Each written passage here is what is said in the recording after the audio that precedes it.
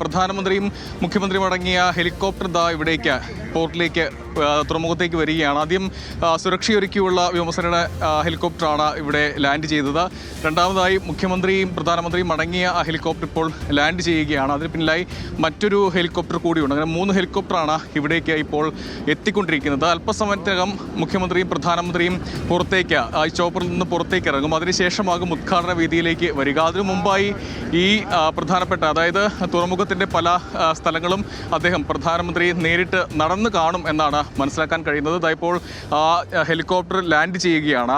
ഈ തുറമുഖത്തിനകത്ത് തന്നെ ലാൻഡ് ചെയ്യുന്നതിനുള്ള ഹെലിപ്പാഡുണ്ട്. ആ ഹെലിപ്പാഡിലാണ് ലാൻഡ് ചെയ്യുക. ആ ഹെലിപ്പാഡ് ലാൻഡ് ചെയ്ത് അതിന് പുറത്തേക്ക് പ്രധാനമന്ത്രിയും മുഖ്യമന്ത്രിയും അടങ്ങിയ ആ സംഘം അതിന് പുറത്തേക്ക് വരും. വലിയ സുരക്ഷയാണ് ഇവിടെ ഈ തുറമുഖത്തിനകത്തും പുറത്തും തലസ്ഥാന നഗരത്തിലും ഒരുക്കിയിരിക്കുന്നത്. 5000-ഓളം പോലീസുകാരുടെ ഒരു വിന്യാസമുണ്ട് ഇവിടെ. തുറമുഖത്തിനകത്തേക്ക് വലിയ നിയന്ത്രണമാണ് തുറമുഖത്തിനകത്ത് ഇന്ന് ഉള്ളത്. പൊതുജനങ്ങൾ കയറാമെങ്കിലും അവരുടെ ID കാർഡുകൾ പരിശോധിച്ച ശേഷമാണ് ആളുകളെ അകത്തേക്ക് കയറ്റിവിട്ടത്. മറ്റ് പോലീസ് ഉദ്യോഗസ്ഥരുണ്ട്. മാധ്യമപ്രവർത്തകർക്കാണെങ്കിലും അകത്തേക്ക് കയറുന്നതിന് പ്രത്യേക പാസ് അനുവദിച്ച് അങ്ങനെയാണ് കയറാൻ സാധിക്കുക. എന്തായാലും മുഖ്യമന്ത്രിയും പ്രധാനമന്ത്രിയും ഇവിടേക്ക് എത്തിക്കഴിഞ്ഞിരിക്കുന്നു.